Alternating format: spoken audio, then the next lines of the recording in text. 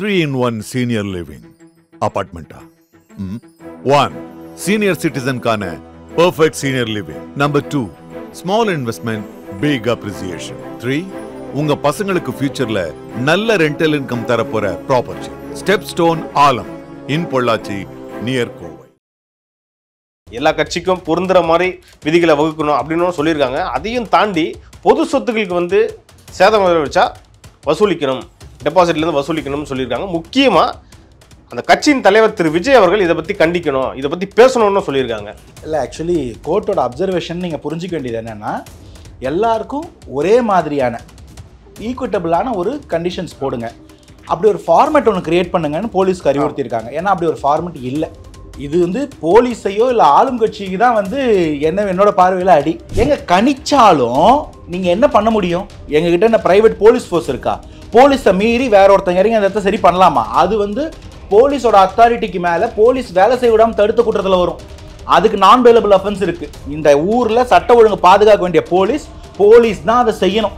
நீங்கள் சிஆர்பிஎஃப் மிலிட்ரியை கூட வச்சிருந்தா கூட போலீஸ்க்கு தான் அவங்க டைரக்ஷன் கொடுப்பாங்க. நீங்கள் திருச்சியில் அந்த பரப்புரைக்கு அப்புறம் தான் நிறைய விஷயம் நீங்கள் ஒரு தெரிஞ்சுக்கிட்டீங்கன்னு எடுத்துக்கலாம். என்னன்னா, ஏற்கனவே பல நிபந்தனைகள் தாவேக்காக்கு விதிச்சப்பவே தாவேக்கா தரப்புல இருந்து கோர்ட்டுக்கு போயிருக்கலாம்ல சார். அப்போ தவறிட்டீங்களா? அப்போ அங்கே போயிட்டு ஃபைட் பண்ணியிருந்தா இன்னைக்கு கிடைச்ச மாதிரி அன்னைக்கே உங்களுக்கு ஒரு அறிவுரை சொல்லியிருக்கலாம்ல சார்.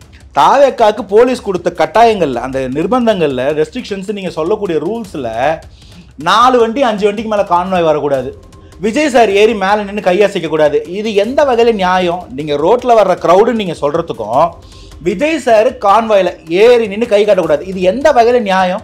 நீங்க வண்டிக்குள்ளேயே அவரை வச்சு லாக் பண்ணும்போது தானேங்க அந்த வண்டியில இருக்கக்கூடிய அந்த விண்டோ கிட்ட மட்டும்தான் பார்க்க முடியும்னு முண்டி அடிச்சுட்டு வரான், ஏறி பார்க்குறான். அந்த இடத்துல தான் நெரிசல் அதிகமாகுது. நீங்க சொல்லக்கூடிய ஒரு அசம்பாவித நிகழ வாய்ப்பு இருந்தால் அது அங்க.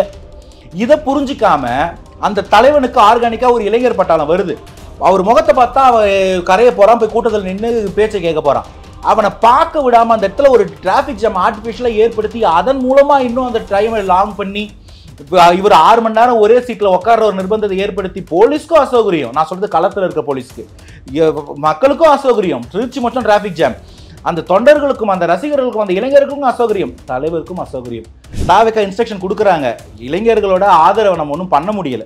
பிராக்டிகலி இது ஒரு இன்னபிலிட்டி தான். தலைவரோட பேச்சை மதிக்கலன்னு எடுத்துக்கலாம். இல்ல, நீங்க அப்படி தலைவரோட பேச்சை மதிக்கல நீங்க எடுத்தீங்கன்னா அது எந்த கட்சியிலுமே எவனும் மதிக்கிறது இல்லை. அண்ணா சொன்னது திமுக செய்து, எம்ஜிஆர் சொன்னது அதிமுக செய்து நான் கேட்பேன். ரியல் ரீசன்ல ஜெயலலிதா அம்மா சொன்னாங்க பாஜகவோட இன்றும் இல்லை என்றும் இல்லை. ஏன் எடப்பாடியார் சொன்னாரு, அவரே மதிக்கலன்னு எடுத்துப்பீங்களா?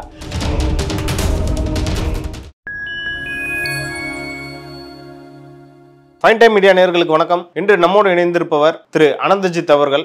வாருங்கள், அவரிடம் அரசியல் சார்ந்த பல்வேறு கேள்விகளை முன்வைக்கலாம். வணக்கம் சார். வணக்கம். திரு விஜய் அவர்கள் பரப்புரை எல்லாம் பண்ணிட்டு இருக்காரு. திருச்சியில பண்ண அவரோட பரப்புரை எல்லாம் பார்த்தோம். அதையும் தாண்டி காவல்துறை அவருக்கு பல்வேறு நிபந்தனைகள் விதிச்சதை நம்ம ஏற்கனவே நம்ம டிஸ்கஸ் பண்ணியிருந்தோம். அதை எதிர்த்து தான் இன்னைக்கு சிடிஆர் நிர்மல்குமார் உயர்நீதிமன்றத்தில் ஒரு கேஸ் போட்டிருந்தாரு. அதுவும் இன்னைக்கு ஹியரிங் வச்சு அதுல முக்கியமான பாயிண்ட் என்னன்னா, உங்களுக்கு கடுமையான ஒரு உத்தரவும் கொடுத்துருக்காங்களே சார், அதெல்லாம் எப்படி பார்க்குறீங்க? என்ன சொல்லியிருக்காங்கன்னா, எல்லா கட்சிக்கும் பொருந்துற மாதிரி விதிகளை வகுக்கணும் அப்படின்னு சொல்லியிருக்காங்க. அதையும் தாண்டி பொது சொத்துக்களுக்கு சேதம் வச்சா வசூலிக்கணும், டெபாசிட்லேருந்து வசூலிக்கணும்னு சொல்லியிருக்காங்க. முக்கியமாக அந்த கட்சியின் தலைவர் திரு விஜய் அவர்கள் இதை பற்றி கண்டிக்கணும், இதை பற்றி பேசணும்னு சொல்லியிருக்காங்க. இதெல்லாம் தான் ஏற்கனவே நிறைய பேர் உங்களுக்கு அட்வைஸ் பண்ணியிருந்தாங்க. அப்போல்லாம் அவங்கள நீங்கள் கடுமையாக விமர்சிச்சிங்க. இப்போ கோர்ட்டே உங்களுக்கு சொல்லிருச்சு. இப்போ எப்படி பார்க்குறீங்க? இல்லை, ஆக்சுவலி கோர்ட்டோட அப்சர்வேஷன் நீங்கள் புரிஞ்சிக்க வேண்டியது என்னென்னா, எல்லாருக்கும் ஒரே மாதிரியான ஈக்குவிட்டபிளான ஒரு கண்டிஷன்ஸ் போடுங்க, அப்படி ஒரு ஃபார்மேட் ஒன்று கிரியேட் பண்ணுங்கன்னு போலீஸ்க்கு அறிவுறுத்தியிருக்காங்க. ஏன்னா அப்படி ஒரு ஃபார்மேட் இல்லை. இது போலீஸையோ இல்லை ஆளும் கட்சிக்கு தான் என்னோட பார்வையில் அடி. இத்தனை வருஷமாக ஆண்டுகிட்டு இருக்கீங்க, எல்லாரையும் ஒன்று போல கன்சிடர் பண்ணி ஒரே மாதிரி ஒரு பர்மிஷன் கொடுக்கறது கூட இத்தனை வருஷமாக நீங்கள் ஒரு ஸ்கீம் ரெடி பண்ணல.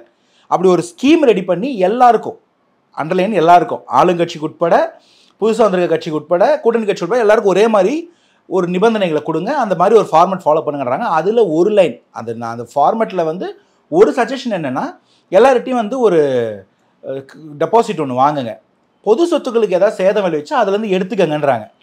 இன்னைக்கு தான் கோர்ட்டு இதை சொல்கிறாங்க. அஜித்குமாருக்காக சிவானந்தா சாலையில் போராட்டம் நடத்தும் போது இதே மாதிரி ஒரு குற்றச்சாட்டை சொன்னாங்க. கார்பரேஷன் சைட்லேருந்து எங்களுக்கு பாருங்கள் இதெல்லாம் இடிச்சிட்டாங்க, உடைச்சிட்டாங்க, எல்லாரும் ஏறி நசுக்கிட்டாங்கன்னாங்க.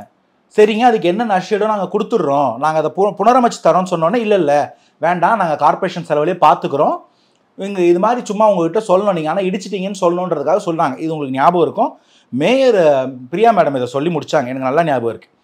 ஸோ அன்னைக்கே எங்களால் வந்து புரிஞ்சிக்க முடியுது, ஒரு அபரிமிதமான ஒரு கூட்டம் வருது, அந்த கூட்டத்தை வந்து ப்ராப்பராக வந்து கைட் பண்ணுறதுக்கு போலீஸ்க்கு வந்து மனம் இல்லை. அதுதான் நீங்கள் திருச்சிக்குள்ளே வரும்போதே 5 கிலோமீட்டர் தூரத்தை 6 மணி நேரத்தில் கடந்து வந்தது போலீஸோடைய அந்த நெறிமுறைப்படுத்தின அழகை நீங்கள் பார்த்தீங்க. அது இப்படி பண்ணுறாங்கன்னு தான் நாங்கள் டிஜிபி ஆஃபீஸ்க்கு போய் பெர்மிஷன் கேட்டு அங்கேருந்து டிஜிபி ஆஃபீஸ்லேருந்து ப்ராப்பராக வந்து ஒரு ஸ்டேட் வைட் பெர்மிஷன் இன்னும் கொடுக்கலன்னு தான் கோர்ட்டுக்கு போயிருக்கோம். கோர்ட்லேருந்து கொடுங்கன்றது தான் அடிநாதம். அதை திட்டமிட்டு தாவேக்காவினர் தான் அந்த ரோட் ஷோவை மாற்றிட்டாங்கன்ற ஒரு குற்றச்சாட்டும் இருக்குது சார். இல்லைங்க நான் ரொம்ப சரிங்க, நாங்கள் அவ்வளோ பெரிய அரசாங்கத்தையே மிஞ்சும் அளவுக்கு தாவேக்கா வந்து திட்டமிடுறாங்கன்னு வச்சுக்கலாம், அதை நான் கிரெடிட்டாக எடுத்துக்கிறேன். அந்த ரோடுக்குள்ளே மரக்கடையிலேருந்து ஒரு அடுத்தது அரியலூர் போகையில் அந்த பால் பண்ண வரைக்கும் இருக்கக்கூடிய ரோடை உள்ளே எந்த வண்டியும் வராமல் சீல் பண்ணி ஈஸியாக வெளியில் பைபாஸ் ஏற்றி அமிச்சு அரியலூருக்கு ஆன் டைம் அனுப்ப முடிஞ்ச போலீஸு ஏர்போர்ட்லேருந்து மரக்கடை வரைக்கும் இருக்கக்கூடிய ரோடு வெறும் ஒரு 6 கிலோமீட்டர் ரோடுங்க, நியாயத்துக்கு ஒரு பஸ்ஸு பொறுமையாக இருந்தால் கூட 15 நிமிஷத்தில் வர வேண்டிய தூரம், இதை சீல் பண்ணாமல் உள்ளுக்குள்ளே பொதுமக்களையும் பொதுமக்களுடைய வண்டி வாகனம் முக்கியமாக 2 வீலர் அண்ட் 4 வீலர் வந்து விஜய் சாரை பார்க்குற ஆர்வத்தில் எல்லாம் சிக்ஸாக்ல நின்று டிராஃபிக் ஜாம் ஏற்படுத்தினது யார்? ரிட்டர்ன் போகிற ரோட்டை சீல் பண்ண முடிஞ்ச போலீஸ் உள்ள வர ரோட்டை ஏன் சீல் பண்ணல? நான் சொல்லட்டுங்களா பதில்? 10:25 to 11 தான் பர்மிஷனு, வர உடலைன்னா என்ன பண்ணுவாங்க? நம்ம அடுத்தடுத்த இடத்த இதை காரணமாக காமிச்சு தடை விதிப்போம், ஃபர்தர் பெர்மிஷன்ஸ் கொடுக்காம பண்ணுவோன்றதுக்கு பண்ண சதியா இருக்குமோன்னு நான் யோசிக்கிறேன். இதை சதி, அதாவது இது சதியாவே இருந்தாலும் இதை கணிக்க நீங்க தவறிட்டீங்களா? எங்க கணிச்சாலும் நீங்க என்ன பண்ண முடியும்? எங்ககிட்ட என்ன பிரைவேட் போலீஸ் ஃபோர்ஸ் இருக்கா? போலீஸை மீறி வேற ஒருத்தங்க இறங்கி அந்த இடத்த சரி பண்ணலாமா? அது வந்து போலீஸோட அத்தாரிட்டிக்கு மேல போலீஸ் வேலை செய்ய விடாம தடுத்த குற்றத்தில் வரும். அதுக்கு நான் பெயிலபிள் அஃபென்ஸ் இருக்கு. இந்த ஊர்ல சட்ட ஒழுங்கு பாதுகாக்க வேண்டிய போலீஸ் தான் அதை செய்யணும். நீங்க சிஆர்பிஎஃப் மிலிட்டரியை கூட வச்சிருந்தா கூட போலீஸ்க்கு தான் அவங்க டைரக்ஷன் கொடுப்பாங்க. போலீஸ் செய்ய மறுக்கிற ஒரு விஷயத்தை தாவேக்கு அப்படிங்க செய்ய முடியும்? அது வந்து லா அண்ட் ஆர்டர் கையில் எடுத்த கடை. சினிமாவில் சொல்லுவாங்க தெரியுமா, அவன் சட்டத்தை மீறினா நீ சட்டத்தை கையில் எடுத்துட்டியான்னு. எடுக்கக்கூடாது, போலீஸ் தான் செய்யணும். அந்த இடத்துல அவங்க நினைச்சது என்னன்னா, நம்ம அழுத்தம் கொடுத்தோம்னா தாவேக்கு அசரும்னு, ஆனா கூட்டத்தை பார்த்து போலீஸ் தான் அசந்தாங்க.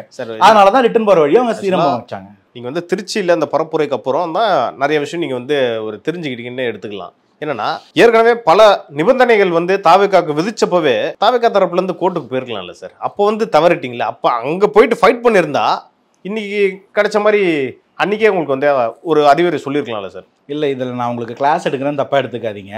ஆக்சுவலி இது வந்து போலீஸோட ப்ரெரோகேட்டிவ். என்ன ரூல்ஸ் ரெகுலேஷன்ஸ் போடணும், என்ன ரெஸ்ட்ரிக்ஷன்ஸ் போடணுன்றது போலீஸோட ப்ரெரோகேட்டிவ். அந்த ரெஸ்ட்ரிக்ஷன்ஸ் என்னைக்கு மற்றவங்கள போல இல்லை, எங்களுக்கு அதீதமாக போடுறாங்க, இன்னொரு கட்சி நடத்தும் போது அவங்களுக்கு ரொம்ப லீனியண்ட்டாக இருக்கிறாங்கன்னு எங்கள் 2 பேரையும் ஒரே மாதிரி நடத்த மாட்டாங்கன்னு நீங்கள் கோர்ட்டுக்கு போக முடியும். போலீஸ் எங்களுக்கு இந்த ரூல்ஸ் எல்லாம் போடுறாங்கன்னு நீங்கள் கோர்ட்டுக்கு போக முடியாது. இன்னைக்கு அந்த மாதிரி ஒன்று போடும்போது நமக்கு என்ன ரூல்ஸ் போட்டிருக்காங்க, அதே அதிமுக என்ன போட்டிருக்காங்க, திமுக என்ன போட்டிருக்காங்க, அதெல்லாம் கலெக்ட் பண்ணும்போது தான் இன்னைக்கு கோர்ட்டில் அது ஒரு முகாந்திரமாக செயல்பட்டு கோர்ட்லேருந்து போலீஸ்க்கு டைரக்ஷன் போயிட்டு இருக்கு. போடும்போதே எங்களுக்கு போடக்கூடாதுன்னு சொன்னோம்னாக்க அந்த ஸ்கெடியூலே தள்ளி போகிறது தான் அவங்க பண்ணாங்க. இவங்க என்ன நினைச்சாங்கன்னா, இந்த அளவுக்கு ஒரு கெடுபிடி வச்சோம்னா செய்ய முடியாது, இல்லை இந்த அளவுக்கு டிராஃபிக் ஜாம் ஏற்படுத்தணும்னா 2வது இடத்துக்கு போக மாட்டாங்க, கோவப்படுவாங்க. எல்லாத்தையும் தாண்டி ஜனநாயக முறையில் அவங்க தொடர்ந்து செயல்படுறாங்க. அது போலீஸ்க்கு தான் இன்னைக்கு கோர்ட் வந்து இன்னும் இதை ஃபார்மேட் பண்ணாமல் இருக்கிறீங்களே, ரெடி பண்ணுங்கன்னு சொல்லி கொடுத்துருக்காங்க. இதில் தாவேக்காக்கு எந்த இடத்துல பின்னடைவு இல்லை. இதை போலீஸ் இத்தனை ஆண்டுகளாக பண்ணாமல் இருக்கிறாங்கன்ற ஒரு அப்சர்வேஷனை கோர்ட் எடுத்திருக்காங்க. இத்தனை வருஷமா இப்படி ஒன்று இல்லவே இல்லை. எல்லாருக்கும் யூனிஃபார்மாக ஒரு ஃபார்ம் ரெடி பண்ணுங்கன்னு ஒரு அப்சர்வேஷன் கொடுத்துருக்காங்க. அதை தான் நான் வரவேற்கிறேன். இது காவல்துறைக்கும் ஆண்டு கொண்டு இருக்கிற ஆளுங்கட்சிக்கு தான் இது அடி, தாவேக்காக்கு ஒரு அடியும். ஓகே சார், உங்களுக்கு வந்து இது ஒரு ப்ளஸ் பாயிண்ட்னு நீங்கள் சொல்கிறீங்க.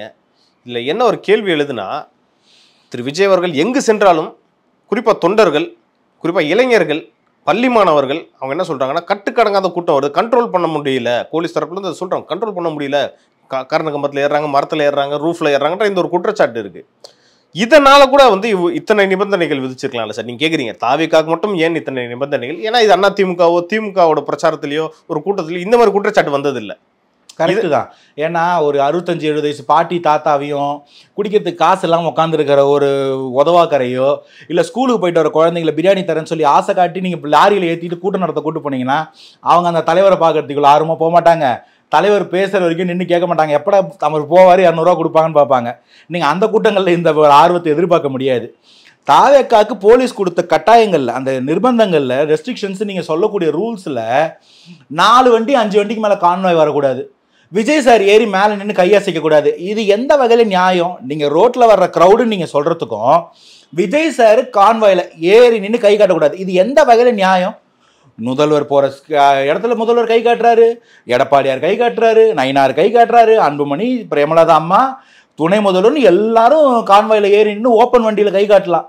விஜய் சார் அவர் பிரச்சாரத்துக்கு வர வண்டியில டாப் ஓப்பன் பண்ணி கை காட்டக்கூடாது. இது என்ன விதமான ஒரு ஆணவ போக்கு? இதைத்தான் எடுத்து கேள்வி கேட்டிருக்கோம். நீங்க அவங்களுக்கெல்லாம் பண்ணலாம், அவங்களுக்கெல்லாம் ரோட் ஷோக்கே பர்மிஷன் கொடுப்பீங்க. விஜய் சார் இந்த கூட்டத்துக்கு ரொம்ப சிம்பிளா உங்களை ஒரு கேள்வி கேட்குறேன் பாஸ். அந்த இடத்துல கூட்டம் எவ்வளோ நீங்க விட்டுட்டீங்க, கூட்டம் கிரிட் ஜாம் ஆயிடுச்சு ரோடு. அந்த இடத்துல விஜய் சார் முகத்தை பார்க்கணுன்றதா எல்லாரோட தேவை. அவங்களுக்குலாம் அவங்க ரசிகர்கள், அவங்களுக்கு விஜய் சார் முகத்தை பார்க்கணும். அபரிமிதமான கூட்டம். விஜய் சார் சார் நீங்க கொஞ்சம் மேலே ஏறி கை காட்டுங்கன்னு சொல்லியிருந்தா அவர் முகத்தை பார்க்கணுன்றவன் அட்லீஸ்ட் முண்டி அடிச்சுட்டு வண்டிக்கிட்டு வந்துருக்க மாட்டான். தூரத்துல வந்து கை பார்த்துருப்பான், அவன் முகத்தை பார்த்து சந்தோஷமா இருப்பான். நீங்க வண்டிக்குள்ளேயே அவர் வச்சு லாக் பண்ணும்போது தானேங்க அந்த வண்டியில இருக்கக்கூடிய அந்த விண்டோ கிட்ட மட்டும்தான் வந்து பார்க்க முடியும்னு முண்டி அடிச்சுட்டு வரான், ஏறி பார்க்கறான். அந்த இடத்துல தான் நெரிசல் அதிகமாகுது. நீங்க சொல்லக்கூடிய ஒரு அசம்பாவித நிகழ வாய்ப்பு இருந்தால் அது அங்க. இதை புரிஞ்சிக்காம அந்த தலைவனுக்கு ஆர்கானிக்கா ஒரு இளைஞர் பட்டாளம் வருது. அவர் முகத்தை பார்த்தா அவன் கரையை போறான், போய் கூட்டத்தில் நின்று பேச்சை கேட்க போறான். அவனை பார்க்க விடாம அந்த இடத்துல ஒரு டிராபிக் ஜாம் ஆர்டிபிஷியலா ஏற்படுத்தி அதன் மூலமா இன்னும் அந்த டைமை லாங் பண்ணி இவர் 6 மணி நேரம் ஒரே சீட்ல உட்கார்ற ஒரு நிர்பந்தத்தை ஏற்படுத்தி போலீஸ்க்கும் அசௌகரியம். நான் சொல்றது களத்துல இருக்க போலீஸ்க்கு, மக்களுக்கும் அசௌகரியம். திருச்சி மட்டும் டிராபிக் ஜாம். அந்த தொண்டர்களுக்கும் அந்த ரசிகர்களுக்கும் அந்த இளைஞர்களுக்கும் அசௌகரியம், தலைவருக்கும் அசௌகரியம். பிளான் பண்ணதுலையும் 4 இடம் பிளான் பண்ணி 2 இடம் தான் போக முடிஞ்சது. அரியலூர் போகும்போதே குன்னம் டிராப் ஆயிடுச்சு, பெரம்பலூர் போகும்போது நைட் லேட் ஆயிடுச்சு. அவர் பேசல, அவர் முகத்தை பார்க்கும்போது எத்தனை பேர் அழுதாங்க. இதுக்கெல்லாம் திருச்சியில் நடந்த அந்த சின்ன தப்பு, சின்ன மிஸ்கால்குலேஷன், இல்லைன்னா சின்ன வன்மம் இவ்வளவு தூரத்துக்கு ஏற்பாடு பண்ணுது. இப்போ திரும்ப நம்ம பெரம்பலூர் விட முடியுமா, குன்னம் வர முடியுமா? திரும்ப என்னைக்கு வரணும் அதுக்கு பர்மிஷன் வாங்கிட்டு வரணும். இந்த மாதிரி நீங்க சின்ன சின்னதா பண்ணக்கூடிய விஷயம் அங்க வரைக்கும் பாதிக்குது பாருங்கன்றதான் கோர்ட்டுக்கு போயிருக்காங்க. அதைத்தாங்க கோர்ட்டும் சொல்லியிருக்கீங்க. அவங்க எதிர்கட்சியாக இருந்தாலும் சரி, கோர்ட்டாக இருந்தாலும் சரி, ஆனால் ஒரு விஷயத்தை கோடிட்டு காட்டிக்கிட்டே இருக்காங்க. என்னன்னா இவர் வந்து ஒரு கட்டுப்படுத்தணுன்றது சொல்லிக்கிட்டே இருக்காங்க. திரு விஜய் அவர்கள் இதை சார்ந்து ஒரு அறிக்கை விடலாம்ல, இல்லை ஒரு அறிவுரை சொல்லலாம்ல. தோழர்களே நீங்களாம் இந்த மாதிரி பண்ணாதீங்க, இந்த மாதிரி பொது சொத்துக்கு வந்து சேதம் விளைக்கிற அளவுக்கு ஈடுபடாதீங்கன்ற ஒரு வார்த்தை சொல்லியிருந்தா இந்த பிரச்சனை முடியும்ல. நான் ஏற்றுக்கிறேன், நான் அந்த வார்த்தையை ஏற்றுக்கிறேன். நீங்கள் கட்சிக்குள்ளே இருக்க சுற்றறிக்கைகளில் இதெல்லாம் வந்து சுட்டி காட்டப்படுது. கட்சியில் இருக்கக்கூடியவங்களுக்கு கொடுக்கக்கூடிய இன்ஸ்ட்ரக்ஷனில் இந்த மாதிரி பக்கத்து ஊர்லேருந்து வராதிங்க, நான் எல்லா ஊருக்கும் தான் வரப்போகிறேன், நான் வந்து மதுரைக்கு வரும்போது மதுரையில் பாருங்கள், திருச்சிக்கு வராதிங்கன்னு சொல்கிறாரு. கர்ப்பிணி பெண்கள், கை குழந்தை வச்சுருக்கவங்க, வயதானவங்க வராதிங்க, ரொம்ப ஹெல்த்தியாக இருக்கிறவங்க மட்டும் வரட்டும்னு மாநாட்டுக்கும் சொன்னார், திருச்சிக்கு சொன்னார். அதை தாண்டி நான் பார்த்து தான் ஆகணும்னு ஒருத்தவங்க வரும்போது நம்ம அவங்களுடைய நம்பிக்கையை, நான் பாதுகாப்பாக வந்துடுவேன், தாவக கூட்டத்தில் போனால் எனக்கு எந்த பிரச்சனையும் வராது, ஒரு பொம்பளை புள்ள நம்புது, திமுக கூட்டத்தில் ஆன மாதிரி ஆகாதுன்னு நம்புது. அப்போ அந்த பொம்பளை பிள்ளையோட மனதைரியத்தையோ இல்லை இன்ட்ரெஸ்ட்டையும் நம்ம பார்க்க வேண்டியதாக இருக்குது. நம்ம வந்து வாங்கன்னு சொல்லலை, எந்த மாவட்டத்துல இருந்தும் வர வேணும், வரக்கூடாதுன்னு இன்ஃபேக்ட் ஒரு இன்ஸ்ட்ரக்ஷன் இது. ஆனால் என்ன பண்ணுறாங்க, அவங்கவுங்க சொந்த வாகனங்கள்ல, நீங்கள் திருச்சியில் நோட் பண்ணியிருக்கலாம், எந்த ஒரு வாகனமோ, ஒரு லாரி, வேனு, ஒரு டாடா எஸ் மாதிரி இந்த மாவட்டத்துலேருந்து நாங்கள் வந்து ஒன்றா வரோன்னு போடல. அவங்கவுங்க சுற்றுப்புறத்தில் இருக்கிற மாவட்டத்திலேருந்து சொந்த வண்டி வாங்கணும், பைக்கோ காரோ எடுத்துகிட்டு வந்து விட்டு அவரை பார்க்க முடியுமான்னு வராங்க. இந்த கூட்டத்தை நம்ம எப்படி கண்ட்ரோல் பண்ண முடியும்? தாவேக்கா சுற்றறிக்கை கொடுக்குறாங்க, தாவேக்கா இன்ஸ்ட்ரக்ஷன் கொடுக்குறாங்க, இளைஞர்களோட ஆதரவை நம்ம ஒன்றும் பண்ண முடியல. பிராக்டிகலி இது ஒரு இன்னபிலிட்டி தான். தலைவரோட பேச்சை மதிக்கலன்னு எடுத்துக்கலாமா? இல்லை, நீங்கள் அப்படி தலைவரோட பேச்சை மதிக்கலன்னு நீங்கள் எடுத்தீங்கன்னா அது எந்த கட்சியிலுமே எவனும் மதிக்கிறது இல்லை. அண்ணா சொன்னது திமுக செய்யுது, எம்ஜிஆர் சொன்னது அதிமுக செய்யுது நான் கேட்பேன். ரியல் ரீசன்ல ஜெயலலிதா அம்மா சொன்னாங்க பாஜகவோட இன்றும் இல்லை என்றும் இல்லை, ஏன் எடப்பாடியார் சொன்னாரு, அவரே மதிக்கலன்னு எடுத்துப்பீங்களா? அது போல இவங்களோட ஒரு ஆர்வம் மிகுதி. அந்த நான் அட்மிட் பண்றேன், சில பேருக்கு சில புரிதல் இல்லை, ரொம்ப வந்து ஃப்ரெஷ்ஷா இருக்கிறாங்க, அரசியல் படுத்தப்படாம இருக்காங்க, அது தவறு இல்லை, அவங்க அரசியல் படுத்துவாங்க. அந்த கட்சி பத்திரிகையாளர் அவமதிக்கிறாங்க இல்ல, ஒத்துக்கிறேன் நான். அந்த இடத்துல அது தவறு, அந்த பையன் பண்ண தவறு. இன்னும் அந்த பையனுக்கு புரிதல்னா சுத்தி இருந்த தெளிவா இருந்த 4 பேர் அவனை தட்டி இழுத்துட்டு போயிருக்கணும், இதெல்லாம் ஏத்துக்கிறேன். ஆனா இங்க இருக்கக்கூடிய ஊழல், லஞ்ச லாவண்யம், மிஸ்கவர்னன்ஸ், கொடுத்த வாக்குறுதியை காப்பாத்தாம போறது, ஒண்ணுத்த செஞ்சுட்டு சொல்லி காட்டுறது, மக்களோட தன்மானத்தை சீண்டி பாக்குறது, ஓசி பாஸ்ன்னு சொல்றது, சைவமா வைணவமா அசிங்கமா பேசுறது, இப்போ ஒரு 1000 ரூபாய் காசு கொடுத்துமே பொட்டு வாங்கிட்டேன் லிப்ஸ்டிக் வாங்கிட்டேன்னு கேட்கறது, அளவுக்கு இது அவமானம் இல்லை, அந்த அளவுக்கு இது தப்பு இல்லை. அந்த அளவுக்கு கம்பேர் பண்ணும்போது இந்த பசங்களுக்கு புரிதல் தான் இல்லை, அதை கத்துக்குவாங்க. நான் சொல்றேன், கத்துக்க நீங்க இப்படியே பண்ணுங்க நான் சொல்ல மாட்டேன், அவங்க கத்துக்கணும், அதை அந்த தலைவர் என்ஷூர் பண்ணுவாரு. பட் இது வந்து practically it takes some time to educate them. அந்த டைம் ஆகுதுன்னு திரு விஜய் அவர்கள் அடுத்து நாகப்பட்டினத்துக்கு போறாரு. அங்கே என்ன பேச போறான்றது வந்து ரொம்ப ஆவலாக இருக்குது, எல்லாருமே ரொம்ப வெயிட் பண்ணிட்டு இருக்காங்க. பாபு சார் அவர் பேசினதுக்கப்புறம் அது குறித்து அவர் என்ன பேசணும் நம்ம டீகோட் பண்ணி பேசலாம் அடுத்தடுத்த நிகழ்ச்சிகளில். நன்றி சார். Thanks for having.